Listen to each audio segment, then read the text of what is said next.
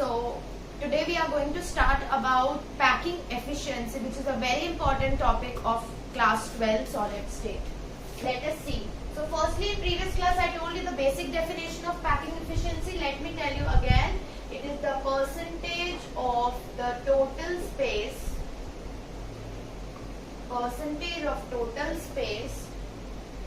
filled by or taken by the particles. जो भी particles है उन्होंने total कितना space occupy कर रखा है, ठीक है, that is known as packing efficiency. उसकी percentage, because हमें पता है when particles are joined, what happens, there are some of the voids, कुछ voids रह जाते हैं. So voids को ignore करके whatever the space is left, जो वो fill कर देते हैं particles, that is known as percentile of that is known as packing efficiency. So let us see our first kind of packing efficiency of CCP and HCP type. ठीक है? So firstly,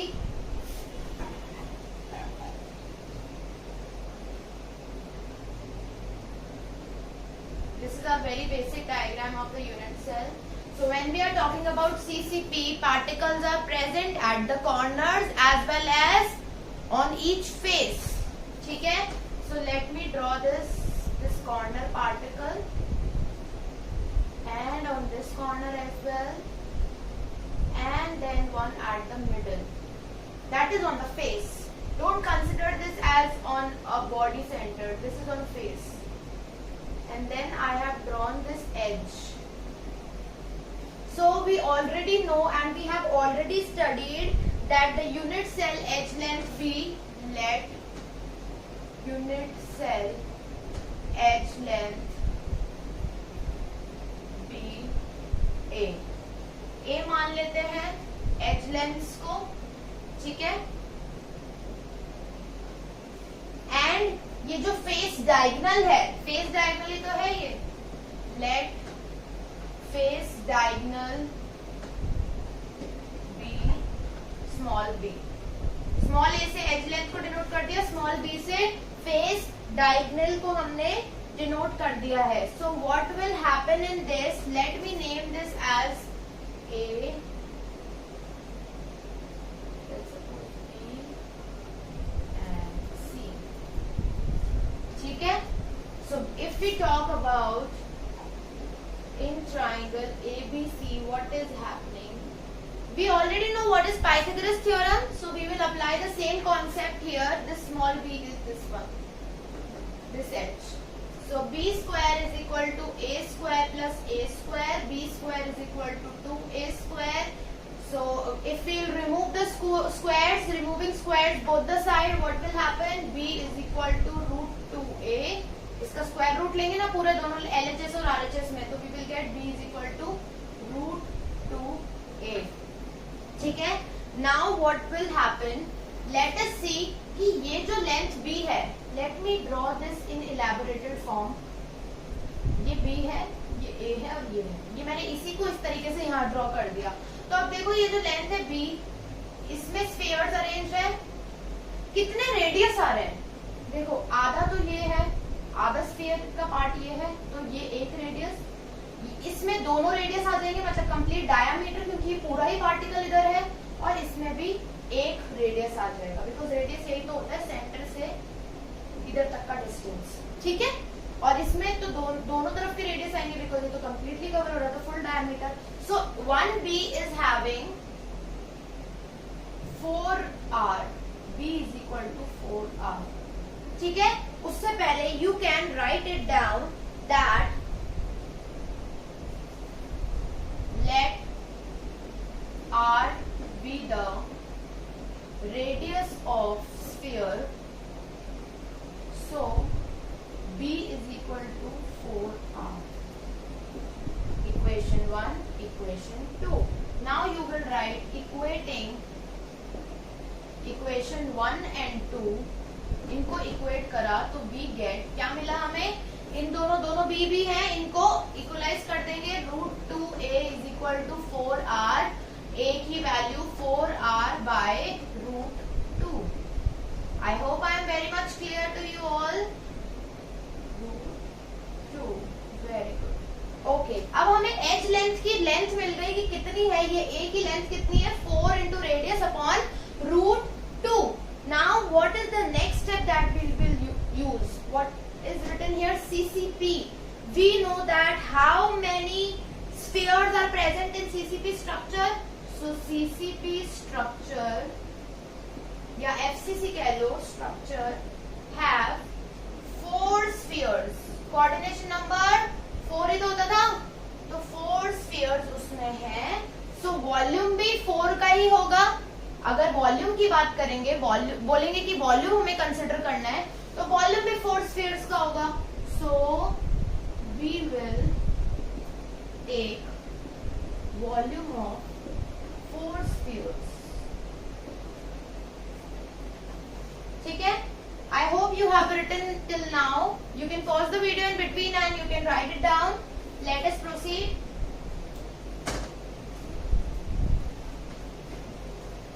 You could have paused the video and write it down. ठीक है? Volume of 4 sphere. एक sphere का volume क्या होता है? Volume of a sphere कितना होता है? चलो फटाफट बताओ. It is 4/3 pi r cube.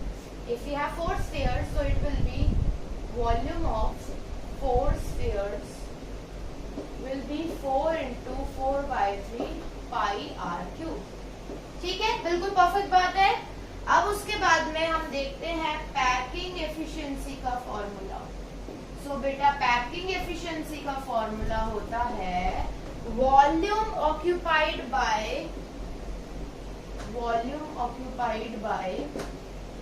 4 spheres in unit cell divided by total volume of unit cell, और परसेंटेज में होगा तो मल्टीप्लाई 100. ठीक है? So volume occupied bye 4 spheres कितना है? यहाँ निकाला हमने 4 into 4/3 pi r cube divided by total volume of unit cell. ठीक है? अगर हमें टोटल वॉल्यूम यूनिट सेल का निकालना है, वॉल्यूम ऑफ यूनिट सेल, तो वॉल्यूम कैसे निकलता है? अगर क्यूब है, क्यूब की एज लेंथ a है, तो what will be the volume? It will obviously be a cube. ठीक है? So we know volume is equal to a cube. अब हमने a की तो वैल्यू निकाली थी. अभी a की क्या वैल्यू निकाली थी? a was equal to 4r/√2. So if we calculate a cube, it will be 4r/√2 cube. Right? Okay, let me write it down here.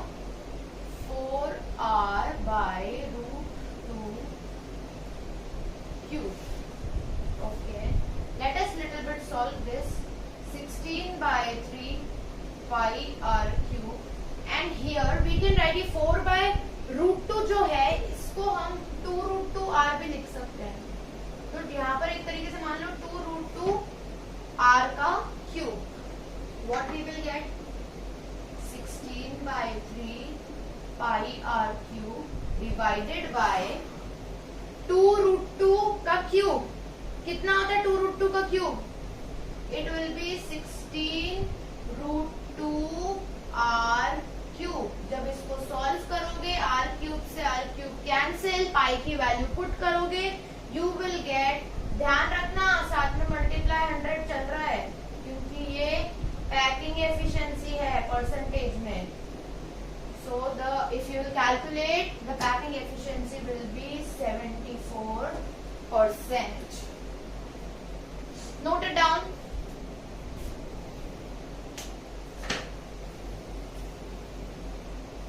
Okay, I hope it is clear to you. First type of packing efficiency of CCP, HCP, FCC we have done. Let us proceed towards packing efficiency of BCC. So second is BCC type की packing efficiency. Okay. So अगर हमें BCC की packing efficiency निकालनी है, we will again make a cube.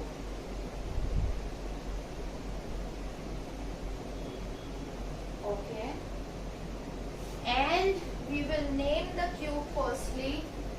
This is A B C D E F G and H. ऐसे एक बार arbitrary इनका मैंने नेम दे दिया. Now BCC में where will the spheres or atoms will be present? Firstly on the corners, we very well know that, and BCC body centered में, body के center में भी. So one sphere will be here on the corner, other sphere will be on the other corner, and one will be on the center of the body in this way. I hope I am clear. In this way, it will be having the arrangement. ठीक है, ये थोड़ा और shifted हो जाएगा. Let me draw again. It will be little bit more shifted.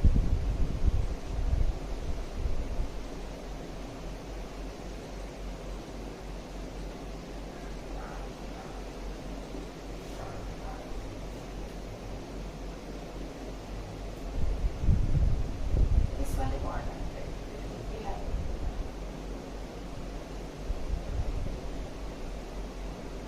तो इसका size कम कर देती हूँ स्फीयर का, सो दैट तीनों आपको इजीली विजिबल होगा ना. Okay, now it is good. ठीक है, so these are in straight line.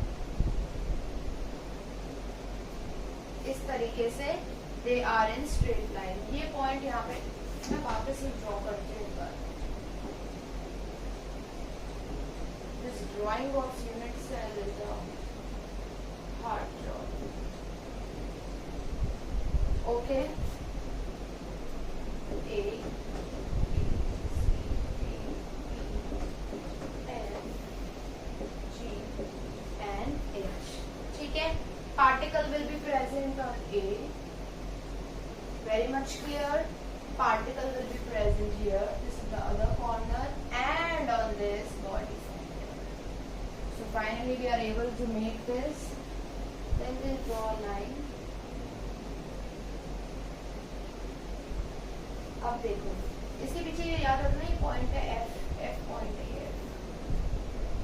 ठीक है. So firstly in BCC we will be talking about the triangle EFD. यहाँ हम इस ट्राइंगल की बात करेंगे. Let us talk about EFD triangle. और यहाँ पर ये लाइन क्या है? It is just a diagonal.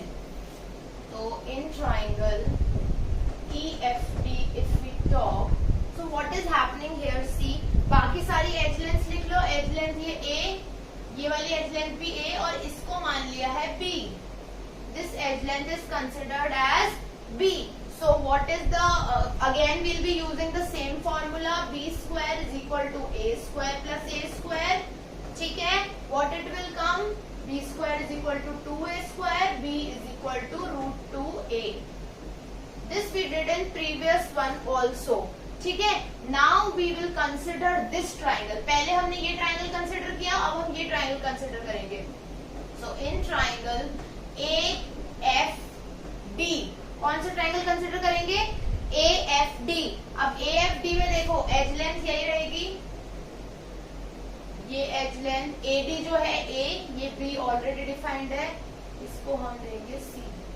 When we were reading the table तब हमारी ABC ही तो चल रही थी ना एक तरीके से सारा एज लेंथ, तो वैसे ही इसको यहाँ पर माना हुआ है.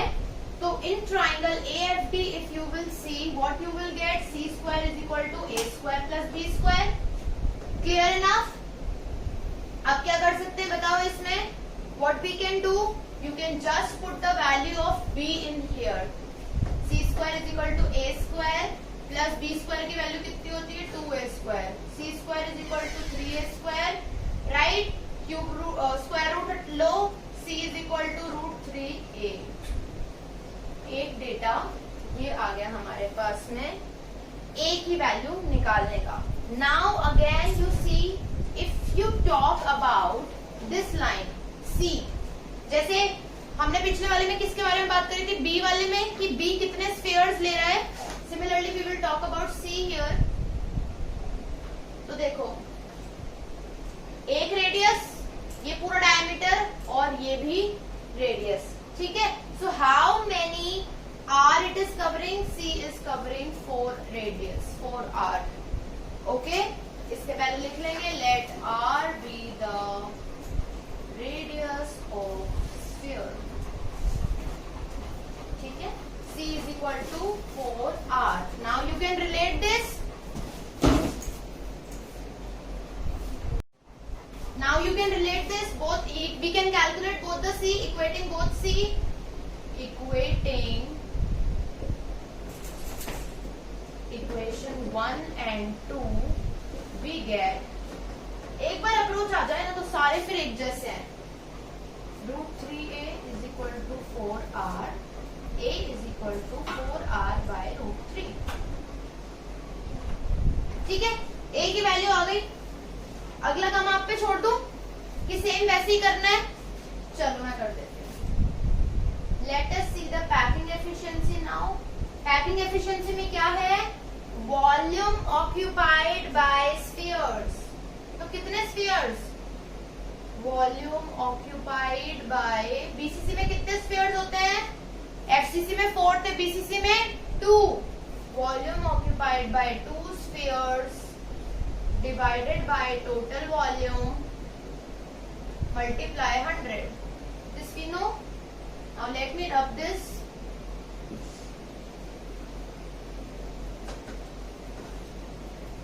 Volume occupied by 2 spheres. So volume of one sphere कितना होता है? पढ़ लिया है 4/3 pi r cube. 2 spheres का 2 into 4/3 pi r cube है ना. बीसीसी में 2 एटम्स ही तो होते हैं, 2 स्फीयर्स ही तो होते हैं. Okay, and then total volume of unit cell कितना होगा? a क्यूब होता है. Volume of unit cell a cube. a की वैल्यू 4/3, 4r/√3. 4r/√3 का क्यूब. चलो let us put this. Packing efficiency के लिए वॉल्यूम ऑक्यूपाइड बाय 2 स्फीयर ऊपर आएगा तो 2 into 4/3 पाई r cube divided bye 4r/√3 का क्यूब मल्टीप्लाई 100. वापस इसको उसी तरीके से सॉल्व करने की कोशिश करोगे. So the final percent that you will gate will be 68%. BCC 68%. You can pause the video and note it down.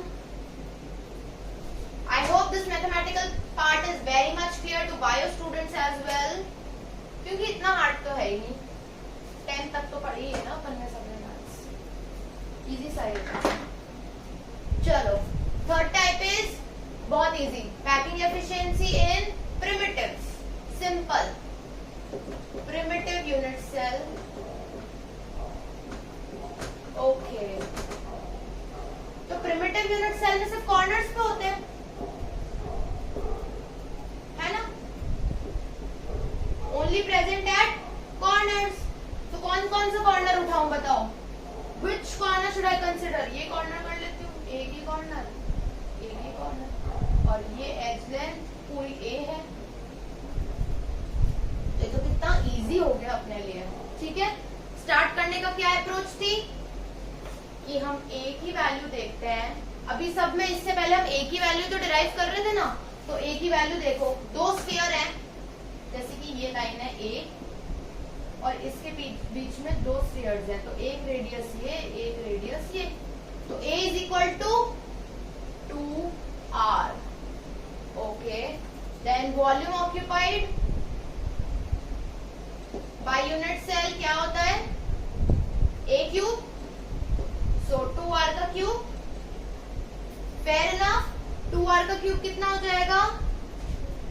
Tell me the value of 2r cube. It is 8r cube हो जाएगा. ऐसे रखोगे ना. ठीक है, सो 8r cube हमें ये volume मिल गया. Now packing efficiency. Packing efficiency का फॉर्मूला क्या होता था? वॉल्यूम ऑक्यूपाइड बाय कितने स्फीयर्स होते हैं? प्रिमिटिव यूनिट सेल में कितने एटम आते थे? 1 ही तो आता था. यूनिट प्रिमिटिव यूनिट सेल में 1 एटम. बीसीसी में 2, एफसीसी में 4. तो volume occupied by one sphere in unit cell divided by total volume of unit cell multiply 100। ये तो बहुत इजी है। वन स्फीयर का क्या volume 4/3 pi r cube divided by 8 r cube multiply with 100। Pi की value लिख लेना, या तो 3.14 या फिर 22/7।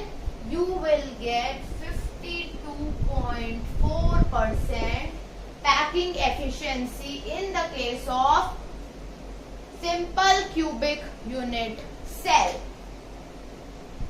आ गई बात समझ में? बहुत अच्छी बात।